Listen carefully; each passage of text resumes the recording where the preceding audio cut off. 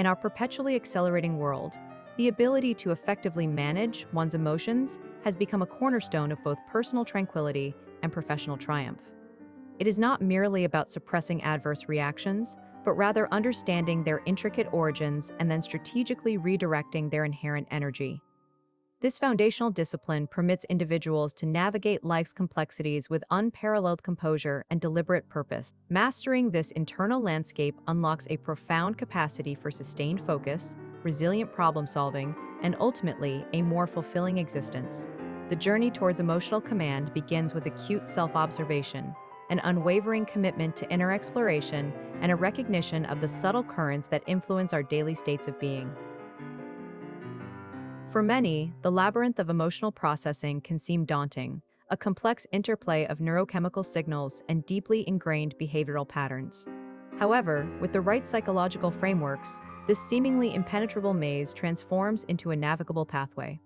We introduce Bob Bryan, an individual embarking on this transformative quest, poised to demonstrate the tangible benefits of focused emotional intelligence. Bob's initial approach, like many, relied on reactive coping mechanisms, often leading to internal discord and missed opportunities. His journey exemplifies the universal challenge of internal regulation and the profound rewards awaiting those who diligently pursue mastery. Observe how a structured methodology can illuminate the path to profound psychological stability. A critical first step involves identifying the specific emotional triggers that disrupt our equilibrium. These are not always grand, dramatic events, but frequently subtle environmental cues or interpersonal dynamics. By meticulously cataloging these catalysts, we begin to chart a personalized emotional terrain, providing a crucial map for navigating future interactions. Imagine a surveyor meticulously mapping an unfamiliar landscape. Similarly, we must systematically record every peak of frustration and valley of despondency.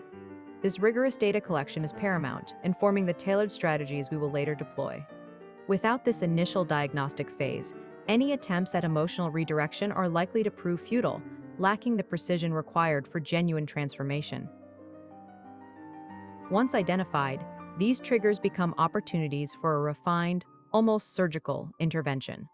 This process is analogous to a master chess player anticipating an opponent's move, not merely reacting to it. Bob began to practice preemptive self-regulation, observing his internal shifts before they escalated into overt expressions of distress or impatience. This foresight allows for a deliberate pause, a moment of profound agency, where a conscious choice can be made regarding the emotional trajectory. It transforms a reflexive response into a reflective decision, a critical pivot in the pursuit of genuine emotional dominance. The cultivation of this internal observer is perhaps the most powerful tool in our psychological arsenal. This deliberate pause is more than just a moment of inaction. It is a fertile ground for cultivating alternative responses. Bob discovered that by consciously shifting his internal narrative, he could reframe potentially stressful situations into neutral or even advantageous ones. This cognitive reframing is not about denial, but about choosing a perspective that serves one's objectives, rather than succumbing to an unexamined default. It is the psychological equivalent of a master engineer adjusting complex machinery, fine-tuning its output for optimal performance.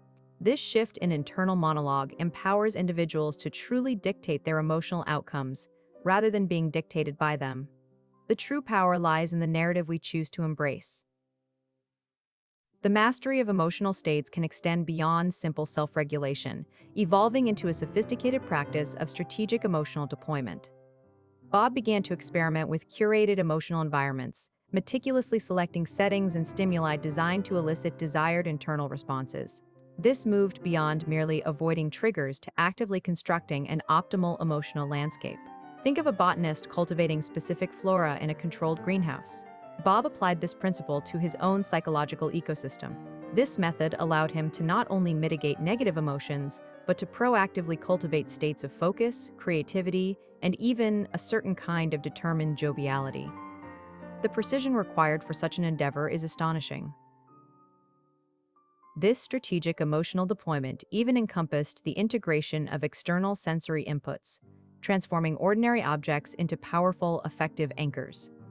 Bob discovered that a carefully selected scent, for instance, could instantly evoke a state of calm or invigorate his focus. He began to carry a small, polished river stone, imbued with a specific aroma, using it as a personal, portable, emotional tuning fork. This tangible connection to an internal state provided an immediate, tactile pathway to desired emotional resilience. It is a nuanced application of classical conditioning, refined for the modern pursuit of self-mastery, transforming the mundane into the profoundly instrumental. The effectiveness of such subtle cues is often underestimated. Bob further refined his approach by developing an emotional lexicon, a personalized dictionary of internal states that allowed for precise articulation and, consequently, more accurate self-intervention. Instead of merely feeling bad, he could identify a nascent unease stemming from perceived hierarchical dissonance coupled with a slight deficiency of ambient vitamin C's.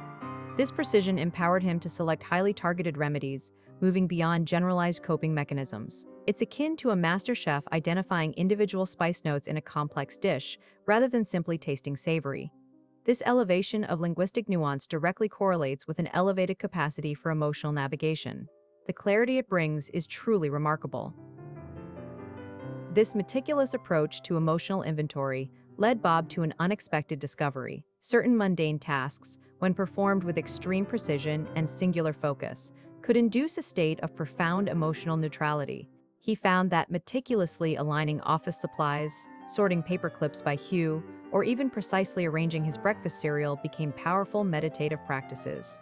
These seemingly trivial actions, executed with unwavering commitment, created a psychological buffer, a tranquil space impervious to external pressures. It's like a craftsman finding solace and focus in the repetitive, perfect motion of their trade, elevating the ordinary to the extraordinary. The surprising efficacy of these micro-rituals transformed his daily routines. As Bob's capacity for emotional regulation deepened, he began to perceive his own internal states not as static conditions, but as dynamic, fluid entities. He visualized his emotions as a complex hydrological system with currents of joy, eddies of frustration, and subterranean rivers of calm. This metaphorical framework allowed him to redirect energy, open sluice gates of positive affect, and even strategically dam up torrents of stress. The level of conscious control he achieved was extraordinary, moving beyond mere management to an almost architectonic manipulation of his inner landscape. This profound shift in perspective was a true testament to his dedicated practice.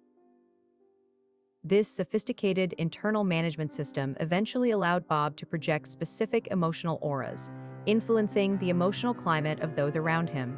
He could enter a tense meeting and, with a subtle shift in posture and an almost imperceptible adjustment of his personal biorhythms, infuse the room with an inexplicable sense of calm or, conversely, a jolt of invigorating urgency.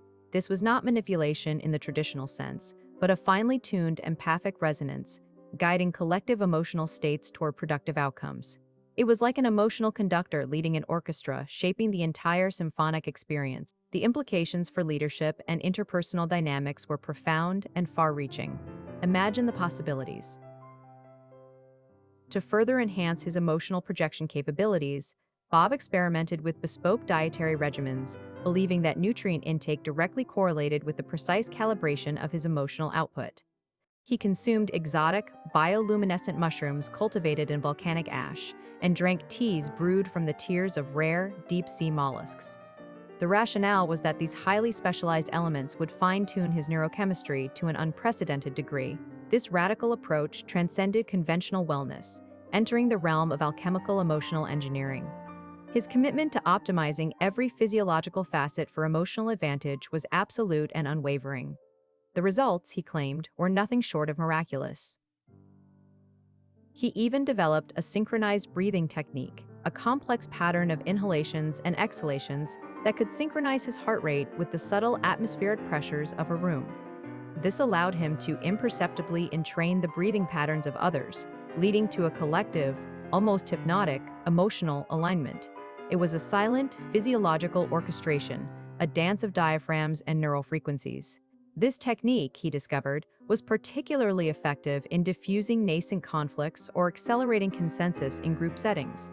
The mastery of such subtle, unconscious influences represented a pinnacle of applied emotional intelligence. It was a profound insight into the mechanics of human interaction.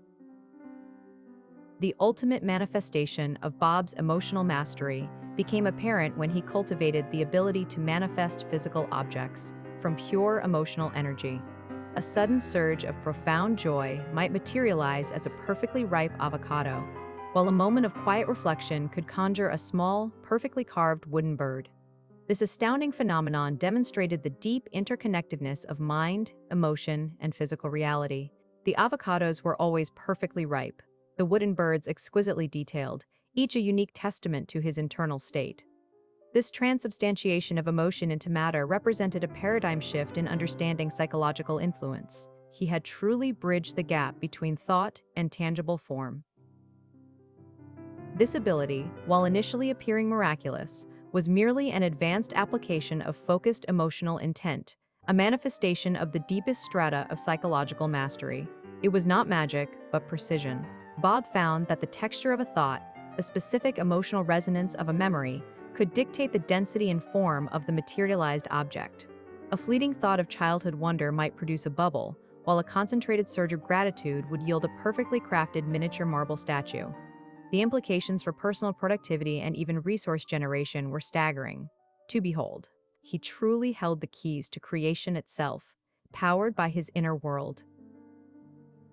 However, this advanced capability introduced new complexities. Bob began to inadvertently materialize his unconscious anxieties, leading to unforeseen and often comical phenomena. A subconscious worry about household maintenance once spawned a flock of miniature, perfectly functioning vacuum cleaners that incessantly cleaned his apartment, even when he was trying to sleep.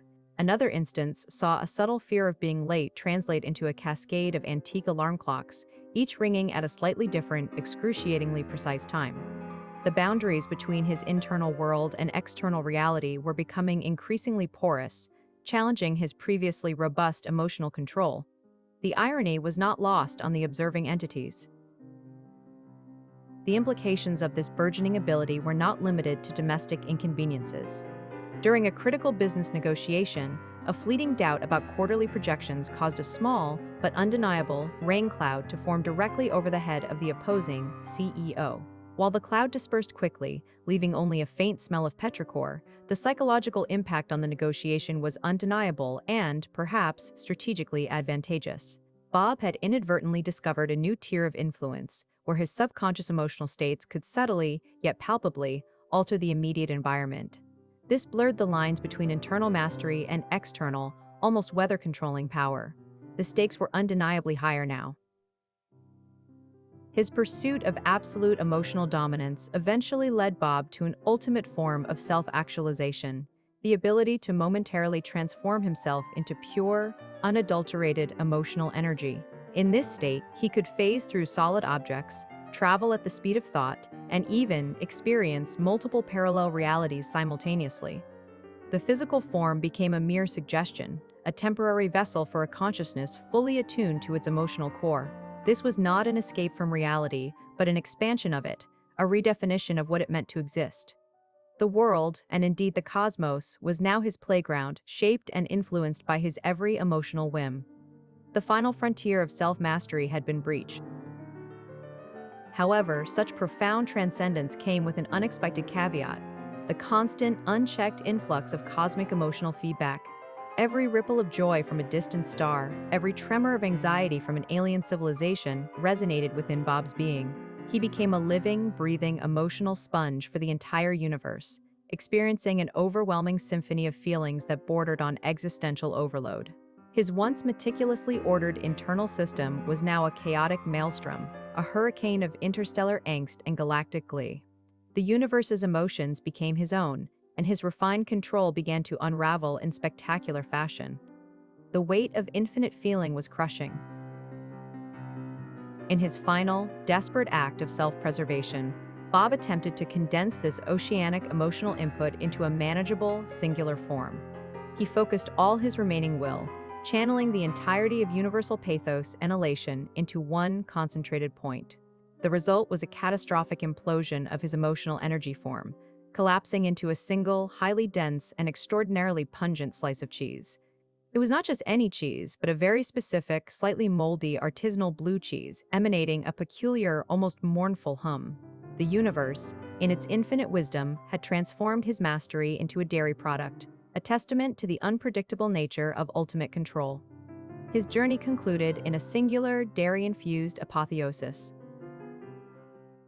If you enjoyed this episode, like and subscribe for more. Ring the bell and comment below. And remember, don't think too hard, you'll hurt yourself.